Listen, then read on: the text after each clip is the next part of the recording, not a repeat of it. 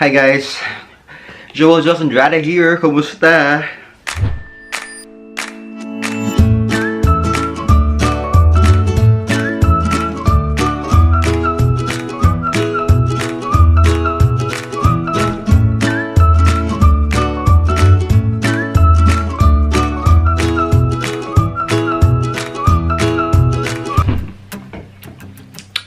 Ayun, ang tagal kong hindi nakapag-vlog. Ang tagal na dati wala pa ang buhok, ngayon may kulay na yung buhok ko. Anyway, pagod ako ang init kasi kararating ko lang. Marami akong ginawang errands today. Una pumunta ako sa City Mall, bumili ako ng vinegar, apple cider vinegar. Naubos na kasi apple cider vinegar sa binibilihan ko dito sa Crafts. So, naghanap ako, bakit kailangan ko ng apple cider? Kasi yung apple cider ginagamit ko sa... Meron kasi akong gout. Hindi na tayo bata. We need to accept that. Meron akong early onset ng gout. Nax early onset. Lalo na ngayon, di ba nag-lockdown kami? Mga 2 weeks kami naka-lockdown. So, puro instant yung mga kinakain ko. Puro delata. So, niisip ko, natakot ako anytime soon, aatakihin ako ng gout. Eh, wala na ako apple cider vinegar. So, pumunta ako ng City Mall para bumili ng apple cider vinegar. Pagkagaling ko sa City Mall, umuwi muna ako, nagpahinga. Ay. Hindi pala yun. Ano ba yan? Nalito na ako. Bago pala pumunta ng City Mall, pumunta ako ng Bagtas. Doon ako nagpagawa ng shoes. So guys, pag kailangan nyo magpagawa ng shoes or sandals pala, doon kayo pumunta sa Bagtas. Sa may e-mall yun. Bukas pa sila. Ano ba yung pinagawa ko? Meron kasi akong Birkenstock. Ayan, yan. Original to, binili ko sa Dubai. Last time na nagpunta ako. Dahil nasa isla ko, sa buhangin, so natuklap siya. Actually, 2 pairs to. Ito yung isa. So, sayang. So, since pandemic, hindi ko napapagawa. Kanina ko lang naisip na, at saka kanina lang din ako nagkapera. Na pumunta at ipagawa. 300 siya, 150 a pair. So pagkatapos kong pumunta ng Bagtas, pumunta ako ng City Mall. So pagkagaling ko ng City Mall, umuwi muna ako. Ang gulo ko kausap, ano? Pagkagaling ko City Mall, umuwi muna ako. Nagpahinga ako, sabi ko matutulog ako. Pero hindi ako nakatulog. Wala pa akong tulog guys, kasi ang work ko sa gabi. I am a social media marketer for a company that's based in Ashburn, Virginia. Nax, Ashburn, Virginia. So, Amerikano tayo ngayon, kaya nga, di ba? Yung buhok natin. Yun. So, wala pa akong tulog kasi nga gusto kong gawa ng errands. Day off ko ng Saturday and Sunday. Kaya, ang ginawa ko ay gawa ko ng errands, lumabas ako. So, hindi muna ako natulog. Hinintay ko yung hapon para makapunta. Sabi kasi, 4 o'clock ako pupunta. 4 o'clock ko balikan yung sandals. Ang gulo-gulo ko, no? Gulo, kasi wala pa akong tulog. Sorry, guys. Hindi ko to masyadong i-edit to. Eto na to. So, pagdating ko dun sa Bagtas, nakuha ko na. Tapos sabi ko, uwi na ako. Kaya iniisip ko, sayang naman, nandun na ako sa Station 3. Konting lakad na lang, konting kebot na lang. Makikita ko na yung beach. Eh, dala ko yung bike ko. So, nag-bike ako. So, eto yun. Eto yung... Eto, guys, yung pagbabike ko sa tabing dagat. Hindi man sa tabing dagat, pero sa path. Ayan. From Station 3 to Station 2. Kita nyo guys, wala masyadong tao. Guys, if you're new to my channel, please subscribe and hit that bell notification so that you are updated for new uploads.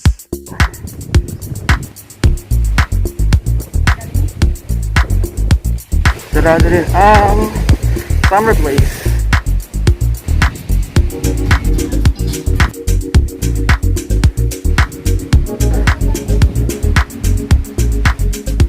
Ano guys, uwi na ako. Kasi wala pa akong tulog.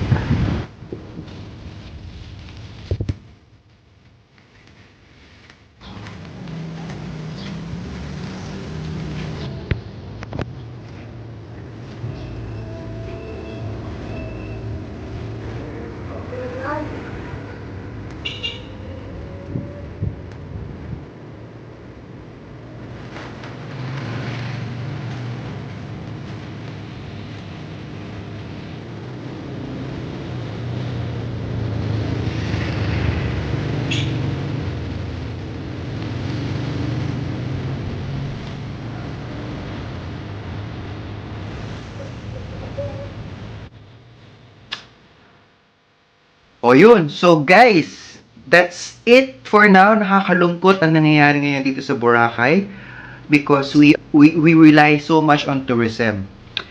Walang mga turista. So kahit nabukas kami, kung wala namang makakapunta na tourist, like for example tourists from Manila, because they're not allowed to travel, wala kaming negosyo. Yun. So, a lot of my friends actually have left the island for good to look for better opportunities or employment opportunities outside or elsewhere. Some of my friends who own establishments here on the island also opted to just shut down because it's cheaper to shut down than remain operational. Yun. Pero some good thing about yung mga nangyayari ngayon is, one, bumababa na yung COVID cases dito. Parang ito na yung latest update ng COVID cases ngayon. Yan. Konti na lang, bumababa na siya. That's very good. Ang daming recoveries. And I hope we keep it that way. Kanina, nalaman ko lang na may bayanihan na nangyayari.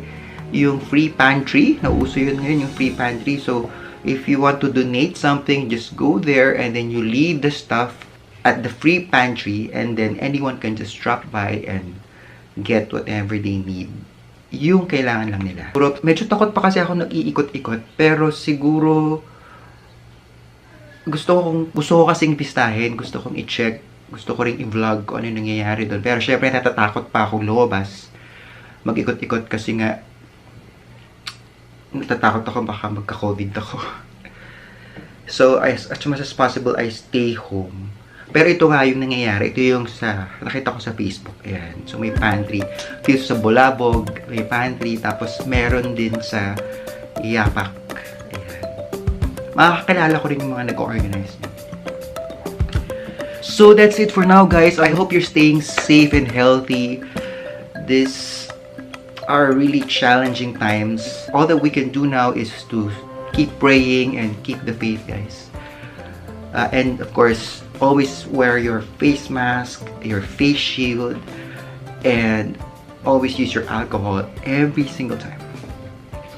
So that's it for now. This has been Joel Jos Andrada, your friend, saying, I'm here to make you happy. Max. Miss you guys.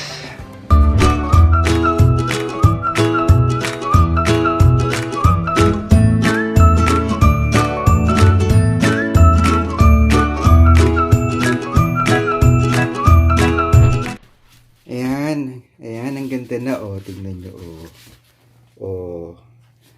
Original kasi to, binili ko to sa Dubai. Ito, binili ko sa Dubai. Tapos ito, binigay ng kapatid ko. Brother ko, ayan. Yung sister ko yata bumili nitong isa.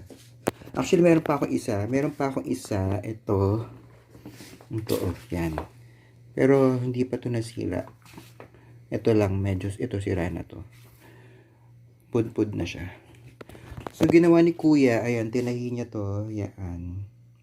Okay lang, di naman siya kita kapag kasuot ko na yung tahi. Original kasi to, sayang eh. Ayun, so natahi niya. Diba? Ayun, tahi. Yun. Pagkasuot ko naman, hindi nakita yung tahi. Kaya okay lang. Saya, diba guys? Ang gulo ng background ko. So yan, maayos na siya. Saya, diba guys? Ayun, okay na siya.